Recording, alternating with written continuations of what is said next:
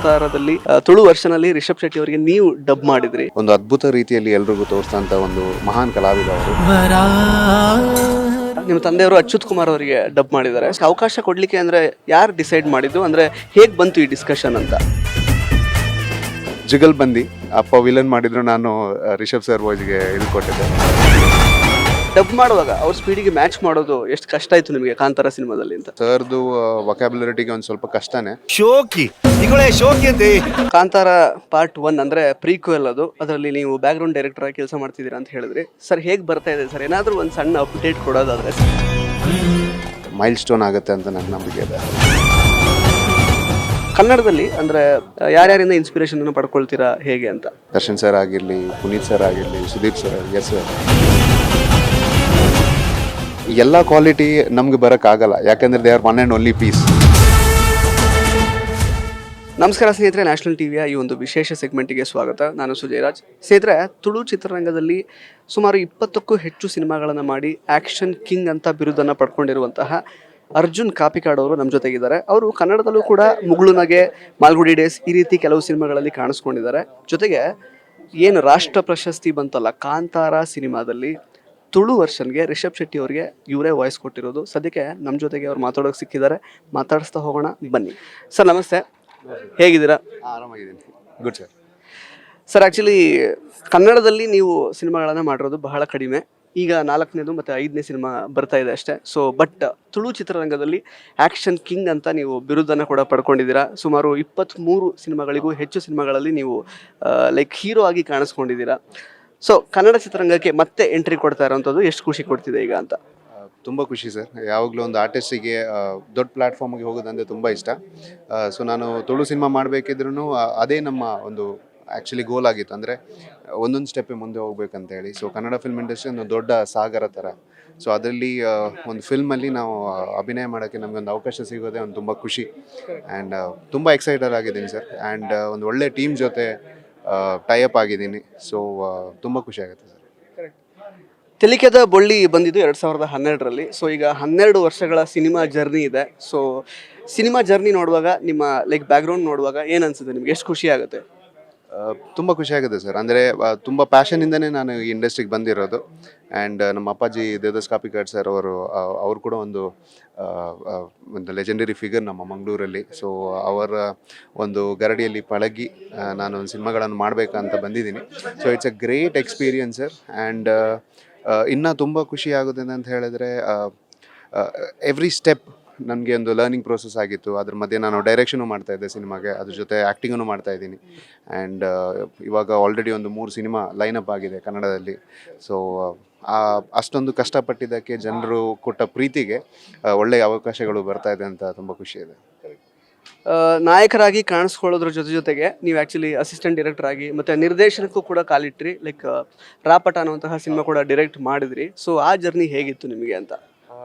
Sir, direction ಅನ್ನೋದು it was ಅಂದರೆ ತುಂಬ ಡ್ರೀಮ್ ಆಗಿತ್ತು ನನಗೆ. ಅಂದರೆ ಒಂದು ಕ್ಯಾಪ್ಟನ್ ಆಫ್ ದ ಶಿಪ್, ಅಂದರೆ ಎಲ್ಲ ಜವಾಬ್ದಾರಿಗಳನ್ನು ಒಂದು ಕರೆಕ್ಟಾಗಿ ಅನಲೈಸ್ ಮಾಡುವಂಥದ್ದೊಂದು ಗೊತ್ತಾಗಬೇಕಿತ್ತು ಒಂದು ಆರ್ಟಿಸ್ಟಿಗೆ. ಅದು very important actually. So it was a very good experience ನನಗೆ. ಒಂದು ಕಲಾವಿದನಾಗಿ ಬೆಳೆಯೋಕ್ಕೂ ಕೂಡ ಒಂದು ಒಳ್ಳೆಯ ಫುಡ್ ಸ್ಟೆಪ್ ಡೈರೆಕ್ಷನಲ್ಲಿ. ಸೊ ಮಾಡ್ತಾಯಿರ್ತೀನಿ ಸರ್. ಇನ್ನು ಆ್ಯಕ್ಟಿಂಗನ್ನು ಮಾಡ್ತೀನಿ. ಸೊ ಡೈರೆಕ್ಷನಲ್ಲೂ ನನಗೂ ತುಂಬ ಆಸಕ್ತಿ. ಸೊ ಅಂಥ ಒಳ್ಳೆಯ ಸಿನಿಮಾ ಮಾಡಬೇಕಂತಿದೆ ಕನ್ನಡಗೂ. ಸೊ ವೆರಿ ಸೂನ್ ಒಂದು ಅನೌನ್ಸ್ ಮಾಡ್ತೀನಿ ಅಂತ. ಇನ್ನು ಆ್ಯಕ್ಚುಲಿ ನೀವು ಮುಗುಳುನಗೆ ಸಿನಿಮಾದಲ್ಲಿ ಕ್ಯಾಮಿಯೋ ಪಾತ್ರದಲ್ಲಿ ಕಾಣಿಸ್ಕೊಂಡಿದ್ರಿ. ಮಾಲ್ಗುಡಿ ಡೇಸಲ್ಲಿ ಕೂಡ ವಿಜಯ್ ಅನ್ನುವಂತಹ ಪಾತ್ರದಲ್ಲಿ ಕಾಣಿಸ್ಕೊಂಡಿದ್ರಿ. ಸೊ ಅಂದರೆ ಮುಗುಳುನಗೆ ಲೈಕ್ ಎಕ್ಸ್ಪೀರಿಯನ್ಸ್ ಸ್ವಲ್ಪ ಅದ್ರ ಬಗ್ಗೆ ಹೇಳೋದಾದರೆ? ಬೇಸಿಕ್ಲಿ ನಾನು ಗಣೇಶ್ ಸರ್ ಆಗಿರಲಿ, ಯೋಗರಾಜ್ ಭಟ್ ಸರ್ ದೊಡ್ಡ ಫ್ಯಾನ್. ಯಾಕಂದರೆ ಮುಂಗಾರು ಮಳೆ ನಾವು ಸಿನಿಮಾದಲ್ಲಿ ಆ ನುಗ್ಗಲಲ್ಲಿ ಹೋಗಿ ಸಿನಿಮಾ ನೋಡೋದಂಥ ಒಂದು ಪರಿಸ್ಥಿತಿ ಇತ್ತು. ಆ್ಯಂಡ್ ತುಳು ಸಿನಿಮಾದಲ್ಲಿ ಆವಾಗ ಆಲ್ರೆಡಿ ನಂದೊಂದು 7 to 8 ಫಿಲ್ಮ್ಸ್ ಆಗಿತ್ತು. ಸೊ ಯೋಗರಾಜ್ ಭಟ್ ಸರ್ ಅವರೇ ಒಂದು ಅಷ್ಟು ಪ್ರೀತಿಯಿಂದ ಅರ್ಜುನ ಎಲ್ಲಿದೆಯಾ, ಒಂದು ಕ್ಯಾರೆಕ್ಟರ್ ಇದೆ ಮಗ ಮಾಡು ಅಂತ ಹೇಳಿದಾಗ ತುಂಬ ಖುಷಿ ಆಯಿತು. ಅಂಥ ಒಂದು ದೊಡ್ಡ ಡೈರೆಕ್ಟ್ರು ನಮ್ಮಂಥ ಒಂದು ಕಲಾವಿದರನ್ನ ಗುರುತಿಸಿ ಒಂದು ಪಾತ್ರ ಕೊಡೋದು ತುಂಬ ಖುಷಿ. ಆ್ಯಂಡ್ ಅದು ಕೂಡ ಗಣೇಶ್ ಸರ್ ಜೊತೆ ಆ್ಯಕ್ಟ್ ಮಾಡೋದು ಅದೊಂದು ಖುಷಿಯೇ ಬೇರೆ ಆಯಿತು. So it was a very good experience sir. ಅಂದರೆ ಅವ್ರು ಕೊಟ್ಟಂಥ ಪ್ರೀತಿ, ಅವ್ರು ಕೊಟ್ಟಂಥ ಸಪೋರ್ಟ್ ಒಂದು ದೊಡ್ಡ ಇಂಡಸ್ಟ್ರಿಯಲ್ಲಿ ಕೂಡ ಕೆಲಸ ಮಾಡ್ಬೋದಂತ ಒಂದು ಧೈರ್ಯ ಕೊಡ್ತು ನನಗೆ. ಇನ್ನು ಕಾಂತಾರ ಸಿನಿಮಾಗೆ 2 ಲೈಕ್ ನ್ಯಾಷನಲ್ ಅವಾರ್ಡ್ ಬಂದಿದೆ. ಸೊ ತುಳುಗು ಕೂಡ ಅದು ಡಬ್ ಆಗಿತ್ತು. ಸೊ ಕಾಂತಾರದಲ್ಲಿ ತುಳು ವರ್ಷನಲ್ಲಿ ರಿಷಬ್ ಶೆಟ್ಟಿ ಅವರಿಗೆ ನೀವು ಡಬ್ ಮಾಡಿದ್ರಿ. ಸೊ ಆ ಸಿನಿಮಾಗೆ ನ್ಯಾಷನಲ್ ಅವಾರ್ಡ್ ಬಂದಿರುವಂಥದ್ದು, ರಿಷಬ್ ಶೆಟ್ಟಿ ಸರ್ಗೆ ನ್ಯಾಷನಲ್ ಅವಾರ್ಡ್ ಬಂದಿರೋದು ಎಷ್ಟು ಖುಷಿ ಇದೆ. ಆ ಸಿನಿಮಾದ ಭಾಗ ನೀವು ಕೂಡ ಈಗ. ಸೊ ಅದ್ರ ಬಗ್ಗೆ ಎಷ್ಟು ಖುಷಿ ಇದೆ ಅಂತ. ಸರ್ ಅದೊಂದು ಹೆಮ್ಮೆ ಸರ್. ರಿಷಬ್ ಶೆಟ್ಟಿ ಸರ್ ಅಂದರೆ ಇವಾಗ ಒಂದು ದೊಡ್ಡ ಹೆಮ್ಮೆ ಒಂದು ಇಂಡಸ್ಟ್ರಿಗೆ ಆಗಿರಲಿ, ಆ ಭಾಗದವರ ಎಲ್ರಿಗೂ, ಅಂದರೆ ನಮ್ಮ ಸಂಸ್ಕೃತಿಯನ್ನು ಒಂದು ಅದ್ಭುತ ರೀತಿಯಲ್ಲಿ ಎಲ್ರಿಗೂ ತೋರಿಸೋಂಥ ಒಂದು ಮಹಾನ್ ಕಲಾವಿದ ಅವರು. ಆ್ಯಂಡ್ ಅವರಿಗೆ ಒಂದು ವಾಯ್ಸ್ ಕೊಡುವಂಥ ಒಂದು ನನಗೆ ಅವಕಾಶ ಸಿಕ್ಕಿದಾಗ ನನಗೆ ತುಂಬ ಖುಷಿ ಆಯಿತು. ಯಾಕಂತ ಹೇಳಿದರೆ it was a film everybody wanted to be in. ಯಾವುದಾದ್ರೂ ಒಂದು ರೀತಿಯಲ್ಲಾದರೂ ನಮಗೆ ಆ ಸಿನಿಮಾದಲ್ಲಿ ಇರಬೇಕಂತ ಎಲ್ಲ ಕಲಾವಿದರಿಗೆ ಇರುವಂಥ ಒಂದು ಆಸೆ. ಆ್ಯಂಡ್ ನಮ್ಮ ದೈವದೇವರ ಆಶೀರ್ವಾದದಿಂದ ಸರಿಗೆ ವಾಯ್ಸ್ ಕೊಡುವಂಥ ಒಂದು ಅವಕಾಶ ಸಿಕ್ತು. ಅದು ಕೂಡ ನಮ್ಮ ತುಳು ಭಾಷೆಯಲ್ಲಿ. ಸೊ ಅದೊಂದು ದೊಡ್ಡ ಅವಕಾಶ ಅಂತ ಇಟ್ಕೊಳ್ತೀನಿ. ಆ್ಯಂಡ್ ಇವಾಗ ರಿಷಬ್ ಶೆಟ್ಟಿ ಸರ್ ಜೊತೆ ಕಾಂತಾರ ಚಾಪ್ಟರ್ 1 ಶೂಟ್ ಏನಾಗ್ತಿದೆ ಅದರಲ್ಲಿ ಬ್ಯಾಕ್ಗ್ರೌಂಡ್ ಡೈರೆಕ್ಟರ್ ಆಗಿ ನಾನು ಅದರಲ್ಲಿ ಕೆಲಸ ಮಾಡ್ತಿದ್ದೀನಿ ಸರ್ ಜೊತೆ. ಸೊ ಅದೊಂದು ಅವಕಾಶ ಕೊಟ್ಟಿದ್ದಾರೆ ಸರ್. ಸೊ ಅವ್ರ ಜೊತೆ ಕೆಲಸ ಮಾಡೋದಂದರೆ ನಾವೊಂದು 7-8 ಇಯರ್ಸ್ ಮುಂದೆ ಹೋದಾಗೆ. ಹಾಗೆ ಅವ್ರು ಮಾಡುವಂಥ ಕೆಲಸ, ಅವ್ರು ಮಾಡುವಂಥ ಎನರ್ಜಿ, ಅವ್ರ ವಿಷನ್, ಅದನ್ನು ನೋಡಿ ನಾವು ಯಂಗ್ಸ್ಟರ್ಸ್ ಕಲಿಯೋದೊಂದು ದೊಡ್ಡ ಅವಕಾಶ ಅಂತ ತಿಳ್ಕೊಳ್ತೀನಿ ನಾನು. ಇನ್ಫ್ಯಾಕ್ಟ್ ನೀವು ರಿಷಬ್ ಶೆಟ್ಟಿ ಅವರಿಗೆ ತುಳುವಲ್ಲಿ ಡಬ್ ಮಾಡಿದ್ದೀರಾ, ನಿಮ್ಮ ತಂದೆಯವರು ಅಚ್ಯುತ್ ಕುಮಾರ್ ಅವರಿಗೆ ಡಬ್ ಮಾಡಿದ್ದಾರೆ. ಸೊ ಅಂದರೆ ಈ ಒಂದು ಅವಕಾಶ ಕೊಡಲಿಕ್ಕೆ ಅಂದರೆ ಯಾರು ಡಿಸೈಡ್ ಮಾಡಿದ್ದು, ಅಂದರೆ ಹೇಗೆ ಬಂತು ಈ ಡಿಸ್ಕಷನ್ ಅಂತ? ಬೇಸಿಕ್ಲಿ ರಿಷಬ್ ಸರ್ ಅಪ್ಪ ಡ್ರಾಮಾಗಳನ್ನು ತುಂಬ ನೋಡ್ತಾಯಿದ್ರು.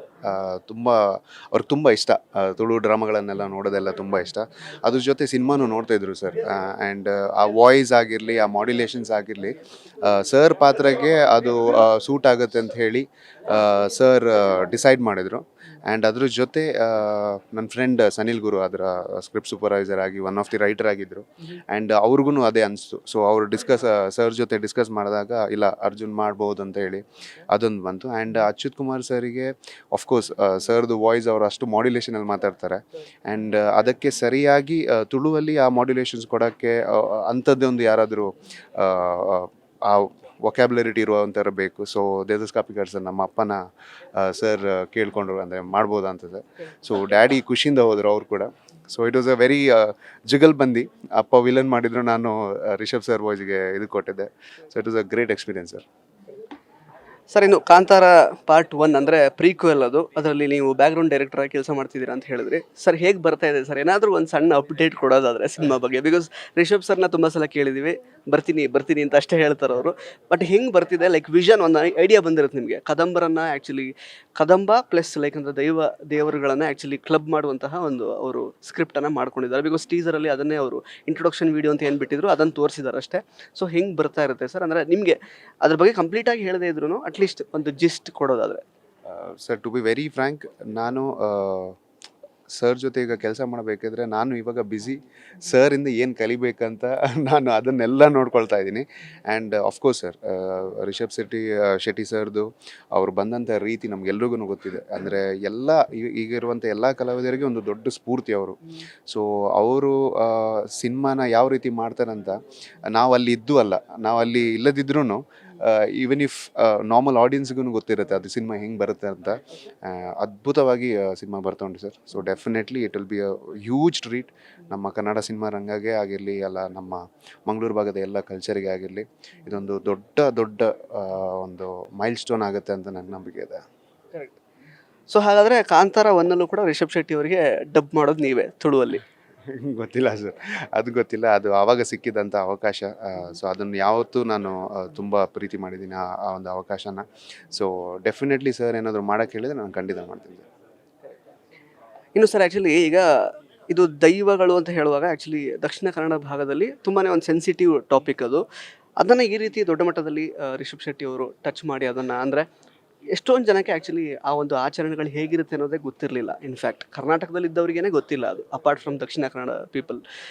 ಕೆಲವೊಂದಷ್ಟು ವಿರೋಧಗಳು ಬಂದು, ಅಂದರೆ ಇದನ್ನು ತೋರಿಸ್ಬಾರ್ದಿತ್ತು ಆ ಥರದ್ದೆಲ್ಲ.